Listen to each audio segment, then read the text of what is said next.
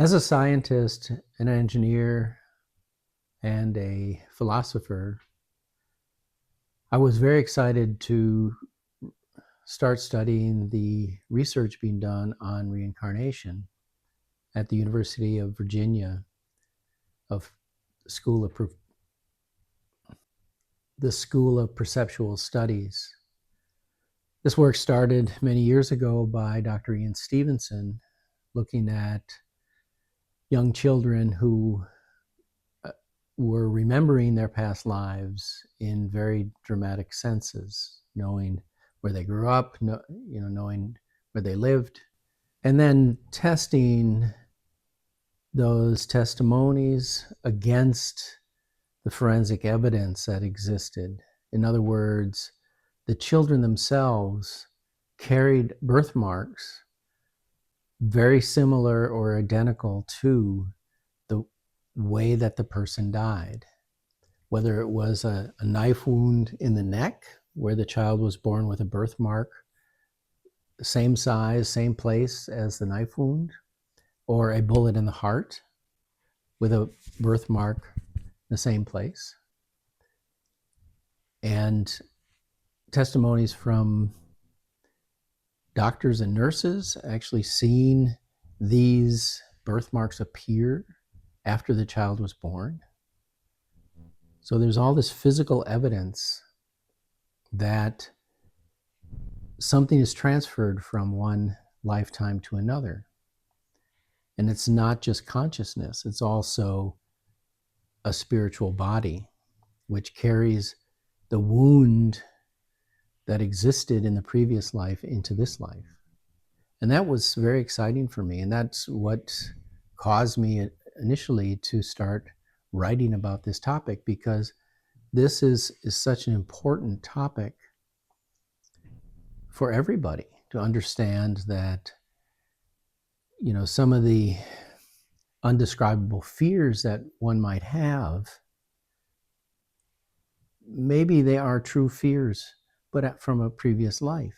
So somebody who has a fear of water may have drowned in a previous life, for example. Somebody who has a fear of flying may have died in an aircraft accident in a previous life. So this consciousness, these injuries, these fears can be transferred from one lifetime to another.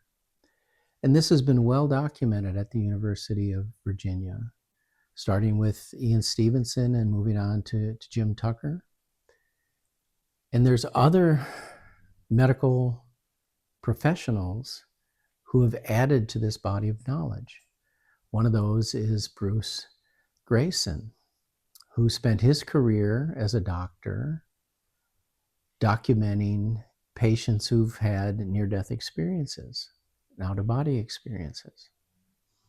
This adds to the concept that the spirit is not in the body, nor is consciousness, because in his work, over thousands of various patients who've had this near-death experience, they're actually able to see an operation taking place when they're on the table and know exactly what the doctor did during the operation to save their life. So there's additional information, not just at the University of Virginia, but also in psychiatry, treating patients who are hearing voices, for example, and finding out that the voices that they're hearing are actually the spirits of people who had died and who are still here. And they are pestering the patient because there's unfinished business with the patient. And helping those patients to free themselves of these earthbound spirits is how this schizophrenia, or however it presents, to be cured. And so there's much evidence in the medical community, both psychiatric and in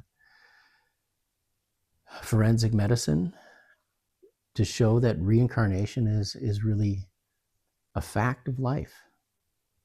And what's exciting about it for me is that reincarnation means that not just that we have to live our life over again, but actually that every single person in this world has the opportunity to experience so many different lives.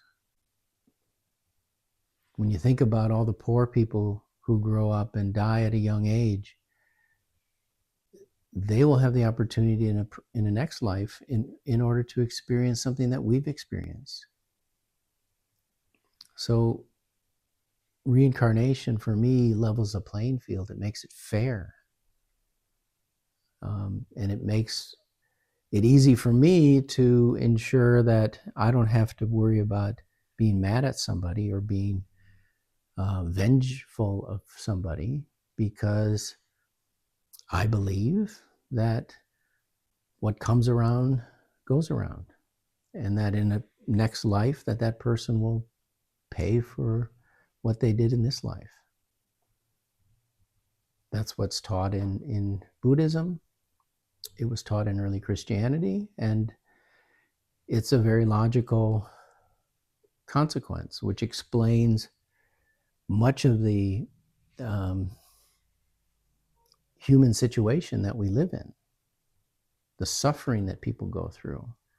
And if people think it's unjust suffering, well, maybe it isn't unjust. Maybe they did something in a previous life to make it just. So for me, it's an exciting piece of research, and it's something that I've written a lot about in my books and in my papers. And I think it is something that somebody should shout from the rooftops, and that's what I'm trying to do. So have a look at the paper that I just released on the subject, and all the documentation that exists about reincarnation.